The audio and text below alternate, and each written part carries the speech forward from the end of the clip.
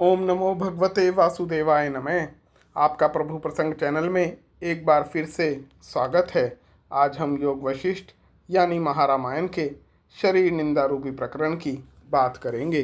श्री रामचंद्र जी कहते हैं, हे महामुने, गीली आंतों और मलमूत्र आदि की थैलियों और नाड़ियों से भरा हुआ, नाना प्रकार के विकारों से युक्त तथा अंत में पतनशील जो शरीर संसार में सबके सामने प्रकाशित हो रहा है, वह भी केवल दुख भोगने के लिए ही मिला है।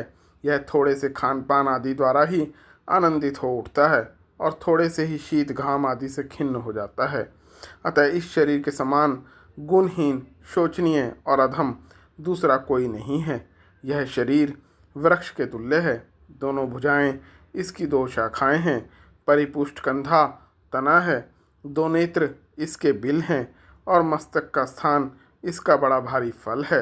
यह दांत रूपी श्रेणीबद्ध पक्षियों के बैठने के लिए स्तंभ के समान सुंदर आधार है। दोनों कान शब्द रूपी कठफोरवा पक्षियों के प्रवेश करने के लिए खोखले हैं। हाथ और पैरों की उंगलियां इसके सुंदर पल्लव हैं।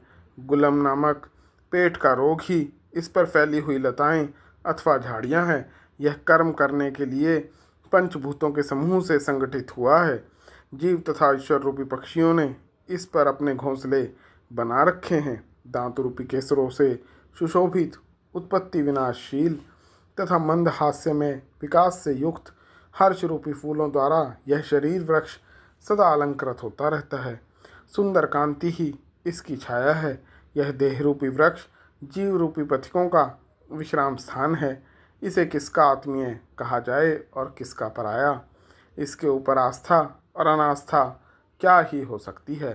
हे तात, भवसागर तथा नदी आदि को पार करने के लिए बारंबार अपनाई गई देहलता एवं नौका में कौन आत्मीयता की भावना कर सकता है। यह शरीर इंद्रिय रूपी बहुसंख्यक गड्ढों से भरा हुआ है। उस देह रूपी निर्जन वन में कौन निर्भय होकर रह सकता है। जो संसार रूपी वन में उगा और बढ़ा है, जिस पर चित्त रूपी चंचल वानर उछलता कूदता रहता है, जिसका प्रत्येक अवयव विषय चिंतन रूपी मंजरी से अलंकृत है, महान दुख रूपी घुनों के लग जाने से जिसमें सब ओर से छेद या घाव हो गए हैं, जो तृष्णा रूपनी सर्पनी का घर है, जिस पर कोप रूपी कौए ने अपना घोंसला बना रखा है, जिसमें मंद मुस्कान रूपी पुष्प प्रकट होते और खिलते हैं, इसलिए जिसकी बड़ी शोभा होती है। शुभ और अशुभ, सुख दुख इसके महान फल हैं। सुंदर कंधे और बाहें जिसकी शाखाएं हैं, अंगुलियों से युक्त हाथ रूपी पुष्प गुच्छों के कारण जो बड़ा सुंदर जान पड़ता है। प्राण वायु रूपी पवन के स्पंदन से जिसके संपूर्ण अवयव रूपी पल्लव हिलते रहते हैं, जो समस्त इंद्रिय रूपी पक्षियों का आधार है। पवन की कांति रूपी छाया से युक्त होने के कारण जो सरस प्रतीत होता है। काम रूपी पथिक जिसका सेवन करता है। मस्तक पर उगे हुए बड़े बड़े केश कलाप जिस पर जमे हुए तिनकों के समुदाय हैं। अहंकार रूपी गिद्ध जिस पर घोंसला बनाकर रहता है, जो भीतर से खोखला है। नाना प्रकार की वासना रूपनी जटाओं के जाल का उद्गम स्थान होने के कारण जिसे काटना अत्यंत कठिन है, तथा परिश्रम रूपी शाखा के विस्तार के कारण जो रूखा दिखाई देता है, वह शरीर रूपी वृक्ष मुझे सुखद नहीं लगता। हे मुने, शरीर अहंकार रूपी ग्रस्त का विशाल ग्रह है। यह गिरकर सदा के लिए धरती पर लौट जाए अथवा चिरकाल तक स्थिर बना रहे, इससे मेरा क्या प्रयोजन है। जहाँ इंद्रिय रूपी पशु कतार बांधकर खड़े रहते हैं, तृष्णा रूपनी ग्रह सामनी बारंबार घर आंगन में डोलती रहती है, जिसके समस्त अवयवों को आसक्ति रूपी गेरू आदि के रंग से रंगा गया है, वह शरीर रूपी ग्रह मुझे अभिष्ट नहीं है। में सब ओर नस नाड़ी और आंतों की रस्सियां फैली हुई हैं, जिसे रक्त रूपी जल से बनाए गए गारे के द्वारा लीपा गया है, तथा बुढ़ापा रूपी चूने से जिस पर सफ़ेदी की गई है, वह देह रूपी घर मुझे अभिष्ट नहीं है।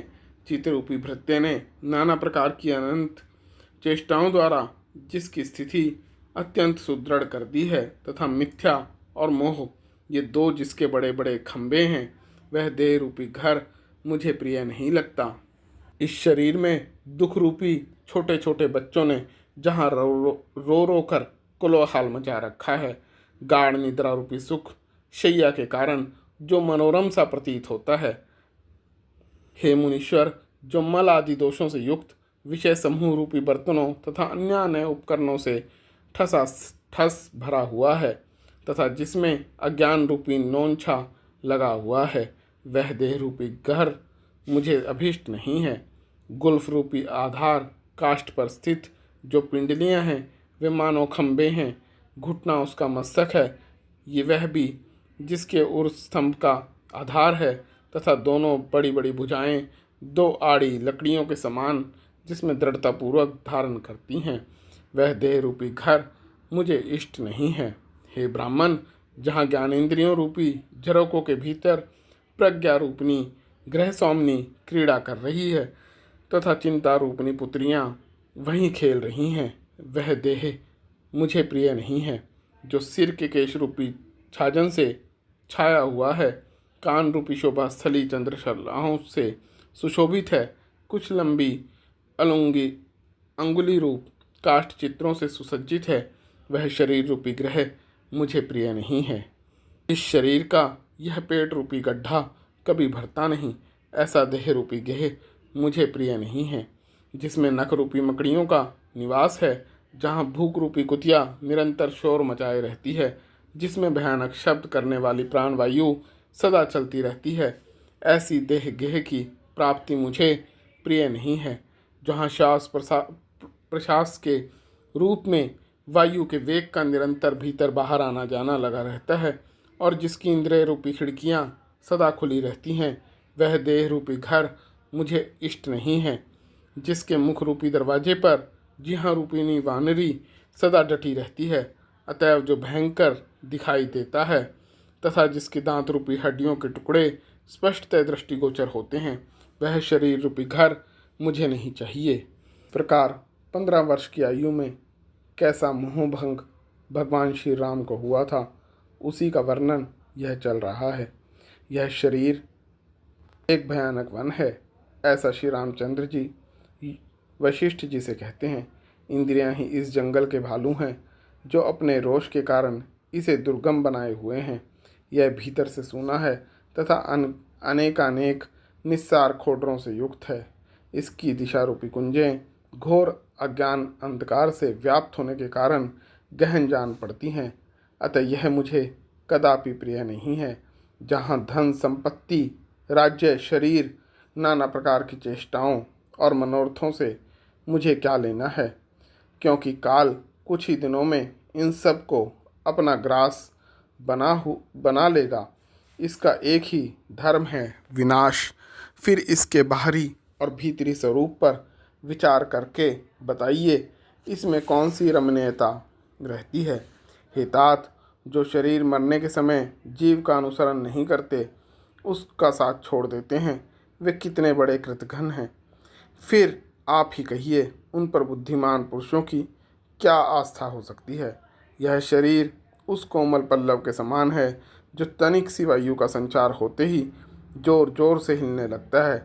यह आधी व्याधि रूपी सैकड़ों कंटकों से शत विक्षत होने के कारण जर्जर हो जाता है। इसका स्वभाव शुद्र है तथा यह कड़वा और नीरस है, अतः मुझे यह प्रिय नहीं है।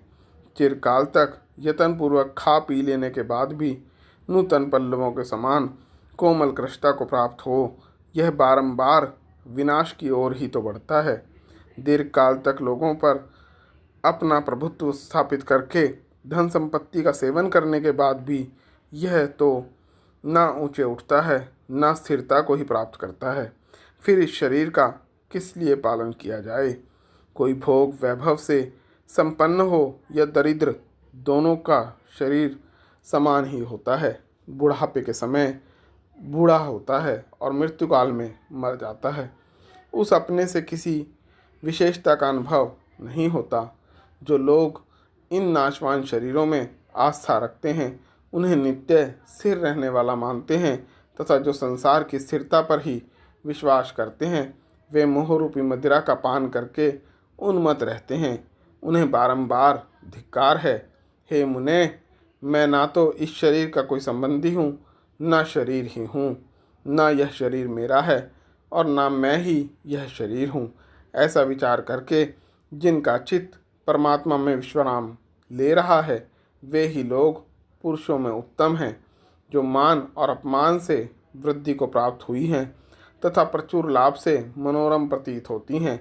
वे दोषपूर्ण दृष्टियाँ केवल शरीर में नित्यत्व का विश्वास रखने वाले मनुष्य को नष्ट कर देती हैं, जो शरीर रूपी गड्ढे में सोती है और अहंकार का चमत्कारपूर्ण कार्य है। उस मनोहर अंग वाली भोग तृष्णामयी पिशाचिनी ने छल से हमारा सर्वस्व हर लिया है। शरीर में ही नित्यता का विश्वास रखने वाली इस मिथ्या ज्ञान रूपनी दुष्ट राक्षसी ने अकेली दीनहीन प्रजा को पूर्ण रूप से ठग लिया है। यह कितने दुख की बात है।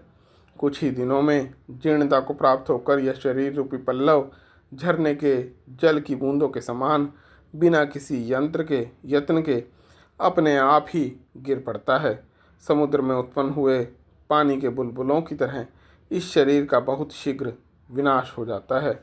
हे ब्राह्मण, यह शरीर मिथ्याभूत अज्ञान का विकार है और स्वप्न रूपी भ्रांतियों का भंडार है। इसका विनाश बहुत ही स्पष्ट दिखाई देता है, इसलिए इसमें मेरा क्षण भर के लिए भी कोई विश्वास नहीं है। जिस पुरुष ने बिजली, शरद ऋतु के बादल और गंधर्व नगर के चिरस्थायी होने का निर्णय कर लिया है, वही इस शरीर की नित्यता पर विश्वास करे। मैं तो नहीं कर सकता। शीघ्रतापूर्वक नष्ट हो जाने में हठपूर्वक अपना उत्कर्ष जताने के लिए जो होड़ लगाकर प्रवृत्त हुए हैं, उन सतत विनाशशील पदार्थों की अपेक्षा भी तो अधिक क्षणभंगुर है। उस प्रबल दोष युक्त शरीर की तिनके के समान उपेक्षा करके मैं सुखी हो गया हूँ। इसके साथ ही मैं यहाँ अपनी वाणी को विराम देता हूँ। मेरे चैनल प्रभु प्रसंग को लाइक, सब्सक्राइब व शेयर करें।